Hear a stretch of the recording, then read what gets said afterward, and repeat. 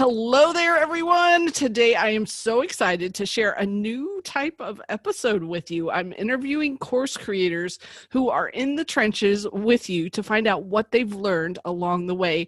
And you won't believe what James Lamb has to tell us all about today.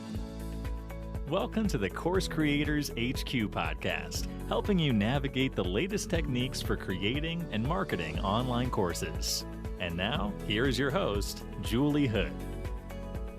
Today's episode is episode 5, James Lamb's 4 Essential Lessons from the Trenches. And I'm so glad you're listening, so let's hear what James has to share with us. As I mentioned, yes, hello James, how are you? It's a new format. You can call me James Guinea Pig Lamb. There you go. I'll be the guinea pig, and I'm totally okay with that because this is going to be awesome.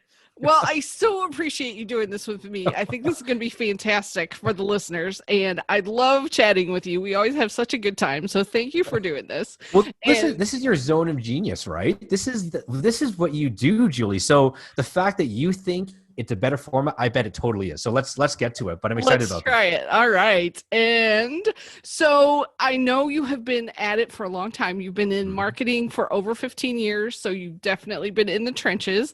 And you're currently working with healers who aren't being heard to help. I love that. Healers who aren't being heard to help them get their marketing and get their messages out into the world. And so one more thing I want to tell everyone before we start is that one of the things I really love about you is how spot on you can be with your advice. You're like very targeted to your clients. And it's really, really good because you're not just like that amazing instructor to give them the nuts and bolts. You're like this cheerleader supporter for people when things get tough. So thank you for being such a good marketer because you're going to have some great stuff to share with us today. Well, I appreciate that. And here's something interesting, right? So we're going to get to the wisdom already, even though I don't have very much wisdom. But you know, what's the easy part is the tactical part. Right? When you say, what should I do? When you say, you should price it at $197, that's easy. What's difficult is the mindset. And so a lot of the masterminds and a lot of the stuff you're talking about is all centered around mindset. It's all centered around what you believe. What are your belief patterns? What has led you to them, right? And this is what I'm finding, and you would understand this better than anybody, Julie. This is what I'm understanding with masterminds now, is the development of entrepreneurship is less about the tactics, more about where you are in personal development and your mindset. Wow. Yes, that's so huge. And I don't think everyone, especially when they get started, that they know about that. Do you think? No, of course not. Of course not. And a lot of this is because of, and look, I think school is amazing. We just had this conversation. I have a 5-year-old that finished her first day at grade 1, which is awesome. But school actually teaches you that it's bad to fail. Think about it. They do. School teaches you it's bad to fail, right? But at the same time, what is the best thing for entrepreneurship is to fail because you know what not to do. There's only a finite number of options for everything you do, and you figure out pretty quickly what you should not do. And believe me, most entrepreneurship grows like that. You hear about all these stories of Mark Zuckerberg or Bill Gates or Warren Buffett. But what you don't hear in these romantic in terms of like, I struggled and I won, but there's so many failures along the way. Right. And somehow there's summary in like 8 years later, and you're like 8 years later, you just read that as 3 words, but think about 8 years. 8 years is a long time, right? To fail. And then it says 8 years, Bill Gates got this contract with, I don't even know, right? I haven't read it, but got this contract with so-and-so. And you're like, wow, all I need to do is get that contract. But it doesn't work that way, team. You need to fail 8 years to be able to have the wisdom of what not to do to create the product that people actually want, to be able to make the connections to open the store. So there you go. Right, exactly. We don't even need to do the rest of the podcast. That's it. Or the rest of the recording. That's it. that's the only lesson everybody needs, right? It's true. So someone said fail quickly, fail fast, right? Fail quickly and fail fast. There you go. Yes, that took me a long time to learn. I agree with you. So but tell us why you're working with healers. I'm so curious. It's a great audience, but what is your one thing I learned, and you will learn this at some point in time, team, is if you have a business, any business, you need to be specific. And if you are specific in the beginning, you can become a leader in the field and you will grow your audience. If you try to grow your audience first and then be specific, it is never going to work. And I love working with healers because what we talked about just now, right? We talked about mindset and we talked about how important it is for success. And it has been a key plank for me. And it sounds like a key plank for you, Julie. And I'm pretty sure anybody who you interview who is super successful, they will say, yeah, I had a coach, I had a mentor, I did a course, I had to get over X, Y, Z to be able to do it. So I feel like I love working with healers because there needs to be more healing in the world, because we need more successful entrepreneurs, small businesses, mindful dads, mindful mothers, mindful children, and the list goes on and on. But I love it because of specifics, which means I can grow my clientele faster, and it's so needed in the world. Oh, I love that, because yes, we do need it. Thank you for making the world a better place by helping all the healers. And so would that be one of the lessons you would say, it's being specific and focusing on just a certain niche? Yeah, absolutely. And you know this better than anybody, Julie. So if you have questions, I mean, Julie is right here. She's smarter than I am, which is great. She's been at the game for way longer than I have. No, that's not true. But you have to be specific. And I love that, right? I love specificity because all of a sudden, let me put it this way, right? At one point in time, I actually released a digital marketing course, and Julie knows this is like 8.5 hours. The thing's a monster, right? And it's sitting on the shelf collecting dust. And part of the reason, because I was like, any small business can use this, any healer can use this, any entrepreneur can use this, but no one really resonated. Now, when I started talking about, and this is only 2 weeks ago, when I started talking about healers, the number of people to come out of the woodwork and say, I need that. And I haven't even finished it. I'm like, I have this beta test for healers. Oh my God, I'm in. You know, like it's people put up their hand and they are absolutely. So I'm not even trying to sell this thing. And people are already really excited and saying, this is a great idea. So it's almost like external validation, if you will. I love that. Yes. I'm so glad you said that, because I think that's one of those really tough things. People don't want to exclude. So, they don't want to exclude part of their audience. So if they can be specific, though, they're going to resonate so much better. I love how you said that. Yeah. And think about, like, Julie's probably going to teach you about abundance versus scarcity mindset. And if she doesn't, I'm sure she has someone who can teach you about that. But that is, we talked about training the mind, and that's one of the biggest things you're going to learn. Abundance versus scarcity. Scarcity means you need to be broad to attract everybody because you think there's a limited pond to fish in. Abundance mindset is there's infinite number of fish in this infinite ocean, and I have a small rowboat, and all I have to feed is myself. Does that make sense? So the difference is massive. Yes. Fantastic. Okay, so tell us about the biggest thing you learned when you were creating a course, one of the early ones that you were doing. Oh, get help. I had a business coach who, and we are still friends. He's coming to JVology Live, if you know what that is. I don't know when you're going to release it, but it's where Julie and I met. And you know what? He said a few really good things, and one of the best things he said was, entrepreneurs don't get overloaded with workload. They get overloaded by decision load, right? Oh, that's right. Right. So all of a sudden you get help with the course. And this is what I love about what you do and what Amy does is that Amy says, are you a starter course? Are you a spotlight course? Or are you a signature course? And what I thought it was, I am absolutely not even close to. So I thought it was a spotlight / signature, like a spotnature, whatever the term is, right? But no, I'm a starter course, full on, full in.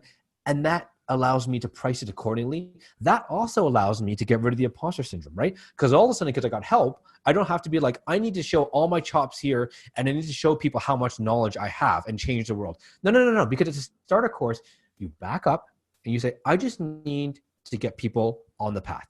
That is my job. My job is to take all these people who are milling around like zombies and saying, you know what, you were going the wrong way. You need to go this way. And that's what the new course is all about. It's called Attract an Audience, an intuitive marketing guide for healers. And it's all about finding your message and all about how do I use this message? How do I make sure the tribe is engaged? How do I make sure I speak to the right people? How do I make sure I'm not embarrassed about the message? Again, we're not talking anything tactical. We're talking about making sure you stand in your power. And that's the beautiful thing about introductory courses. Yes, they're academically easy. Yes, they're relatively cheap, but they have the power to set something alight. Oh my goodness. So when you get this ready, I want you to send me the link because I have all of these healers that are really, talented and wonderful people, but they really don't know how to market it. So they need you so desperately to share this message with them and to kind of help them. Is the goal to help them figure out where to focus, or is the goal to figure out what to say, or both, or a little bit of both, and a little bit like time to power up, and Julie, you know all about this. A lot of us tend to quote unquote self-sabotage. I think there's a certain amount of, I don't want to say hypocrisy, but a little bit of hypocrisy in the fact that healers help other people get out of the woods, find their path, and live in their power. And healers themselves are the ones that are stuck in the woods, not in their power, and embarrassed to say what they are, right? So I think there's a little bit of hypocrisy, but it's because you care so much. And right? we teach what we need to learn, right? So, one of the things we were talking about is just being a little bit further ahead than your students. So yeah. Obviously you're way past that because you've got 15 years of experience to help them. So thank goodness. But let me point this out, Julie. I still have imposter syndrome. 100%.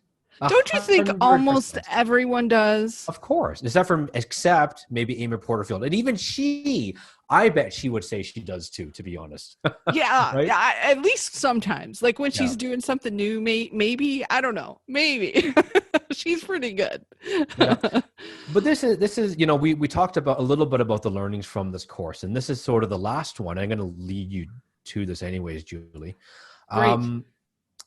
And I put down here, don't try to release the perfect course right away. And I want to address that a little bit because me included, okay, I'm 100% liable for this as well. But a lot of the times I'm working on the course, or I'm working on myself, or I don't have my message right. Why? Because we're scared. Because you're scared to release it because you're worried people are going to judge you. And so you live in purgatory. You live in between, I've released it and I haven't released it, and you're kind of like, I'm releasing. It's like forever, the device that you pick up, it says patent pending. It's been patent pending for 25 years, like the patent office does not work quickly. But the difference is that it's not the patent office that is slowing you down. It's you. Make a decision. If it's the wrong decision, make another decision, but try something. This is the year to say yes to things. So if you were there and you were almost there, get a plan, get help, speak to experts. I don't care what it is. This is your time to rise, stand in your power. But to do that, you have to take a risk. Oh my goodness. So what kind of risks would you say you're jumping into this year? I'm jumping into a lot of risk. Really? I'm all about the risk. Yeah. For better or for worse. So this year, in April and Julie, you know this, but listeners don't. In April, I sold my boutique marketing firm, which was like congratulations. It was like my 2-year-old still sucks your thumb, and that's what it feels like sometimes. That business was terrible for me, and it's awful for my teeth, and mental mindset. But it was comforting. And I sold it. And so, but I've said yes to a lot. So we started a new business. I have a podcast. You know that, Julie. I love your podcast. You've been a guest, right? I have Tell everybody the name of it so they can listen. Sure. It's called 3 Steps to Thrive. The episode you want to watch is the one with Julie Hood, because that is an amazing one, actually. That's a really good one. We talked about like 1992, I think. I know. We were back in the dark ages. Or is it now the dark ages? I don't know which one. It doesn't matter. I've started a podcast. I've started teaching the digital marketing course. Like I said, it flew lead balloon. So I pivoted, right? So I'm doing something else. I hired my first employee, which has been awesome, by the way. We're not making anything, but we're taking a gander because I think this is a winning product. I've signed up to be part of the JB Lounge, and I'm making all sorts of connections. So I think this is going to be a good year. Has everything gone perfect? No. And it never will. It never will. Yeah. Why do we think as entrepreneurs that it needs to go perfect? Where does that come from, do you think? Let me ask you this question. This is a better question to ask you. My daughter entered a coloring contest and she lost. Okay. Okay. And it's devastating for a 5-year-old, right? You can imagine how Yeah. devastating this And is, the right? parents. Why? But this is why winning is so good, because there's a chance of losing. If you had no chance of losing, is winning as good? You know you're going to win. Who cares? Isn't it that whole like give everyone on the team a trophy kind of thing, that it doesn't mean anything because everyone got one? Right? Do you Right. understand what I'm saying? That's the reason Right. why entrepreneurship can be so rewarding but so difficult too.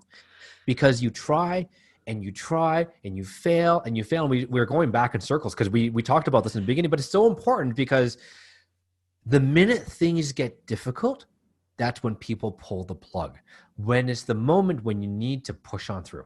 Maybe you need to pivot. You're right. Maybe you need to work harder. Maybe you need to stand up and say, you know what, I was 100% wrong.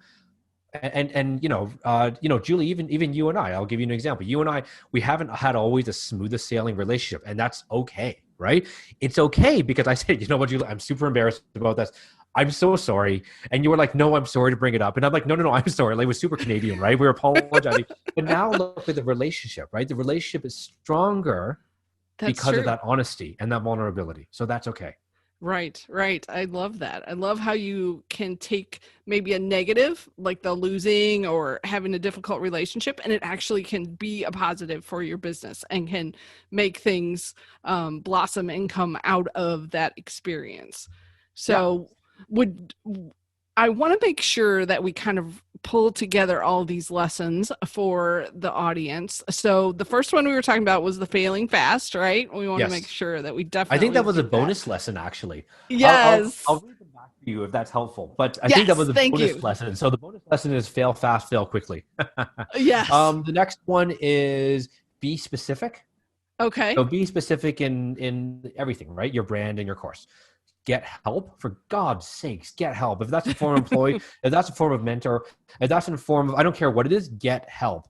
And the last one is, and I'm going to requote Doug Sandler because he said this first, don't let perfection be the enemy of done. I love that. And I will tell you, as a reformed perfectionist, that one can be the toughest for people because, our schooling and our training, they teach us that we have to be perfect all the time. Yes. Did you get that message too? Yes. If you failed, it wasn't a lesson learned. No, it was that you suck. That's basically it, right? And this is terrible. Get an F. you have to, and I'm still reforming that too, right? I'm a straight A student, or I was for a while. Mm-hmm. And, failure is not a failure, right? Success is built on the shoulders of multiple failures. If you want to think about it that way, that is a better way to say it. Right. And you don't know what to work on until what you're doing now either works or doesn't. Like, the faster you can figure that out, the faster you can move along. Yes. And you know that better than anybody. Think about the number of people who you graduated for courses, right? And think about, you can guide them, and I know you do a great job, and you can tell them what you think, but until they actually try it, even you don't know. And you've had lots of experience doing this. So tell us how to get a hold of you, because I know lots and lots of folks, after they hear this, they're going to be like, oh my goodness, he's hit on something that I need. I've got to learn to be a healer and to do, I'm a healer and I need to learn the marketing side of things. Yes. It depends on when you listen to this. So it is September 3rd, 2020. And I hope we're in the middle of COVID. I always say the middle of COVID. I said the middle of COVID in April, but obviously that wasn't true. I know. I thought we'd be done by now. But look, easiest way, I'm going to actually send Julie a code because I like tracking these things, and Julie's been so good to me. So I don't know why I'm talking about you in the third person, but I am Julie. I'm looking right at you and I'm saying Julie. But look, if you listen to this in time for October 6th, team, it's $197 that I'm selling the course for normally. It's $97 for the beta test. I promise you will get like minimum $2,500 of value on this thing. And I'm not just saying that. Like, I believe in what I do. I'm capping the course at 12 people because I want really good feedback and testimonials. And if you want to be that person to join, I would love that forever. Now, moving forward, Julie and I have an affiliate deal, so I will give you the link for that when it comes out. But team, you want to be a guinea pig, say yes. This is your year to say yes to things. And October 6th, running that, I will let Julie know how to track it, and we'll go from there.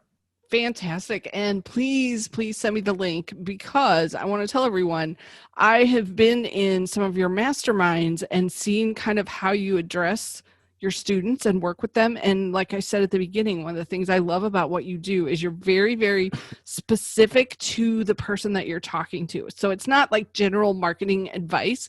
You get that right into what exactly they need, and then also the little cheerleader side of it too, because you, like you said, you can give them the price of their course, but they need the motivation and the excitement and the you can do this. That's what I love about how you work with folks. So thanks, Julie. I really appreciate that. You were, and for what it's worth, I know I'm a guinea pig today, and it seems to have worked well. But you were a guinea pig for me because I had never run a mastermind before, right? That was my first one. I was like, Julie, no Hood, way, come back that me up. master. It was your first one. Oh, it was so good. Oh my goodness. Well, I can imagine what they'll be like once you get a few more under your belt, because that one was outstanding. Well, we'll see. If I keep getting compliments like you, my head might be giant and I'll be terrible. But, No. Look, I appreciate it anyway. So thank you for this opportunity, and thank you for allowing me to be here today.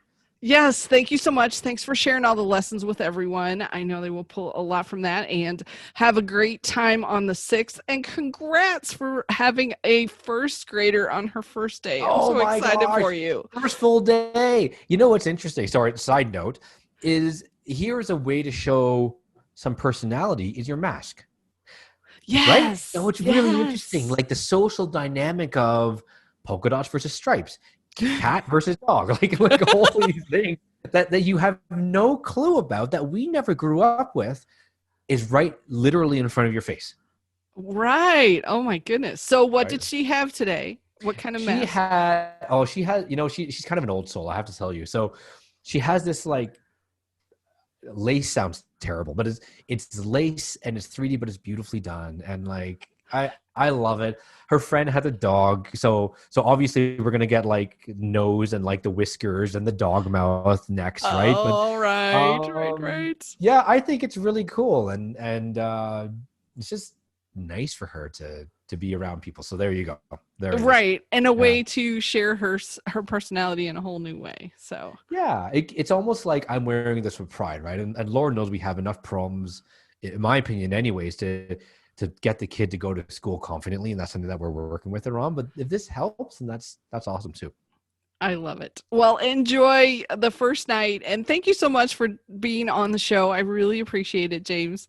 Oh, you're very welcome. It's been such a pleasure. And I love this format, by the way. This is so good. It's so easy to work with. Oh, fantastic. Thank you. So you have a great night. So wasn't James so good? I so enjoyed chatting with him, and I hope you enjoyed the experience of his lessons as much as I did. And if you'd like to follow up with James, go to coursecreatorshq.com/JamesL. That's coursecreatorshq.com/JamesL. And thank you so much for listening and subscribing. And if you enjoyed these podcast episodes, please leave us a 5-star review. It really, really helps with rankings to help us show up for more folks who are interested in courses. So thanks, and have a fantastic week.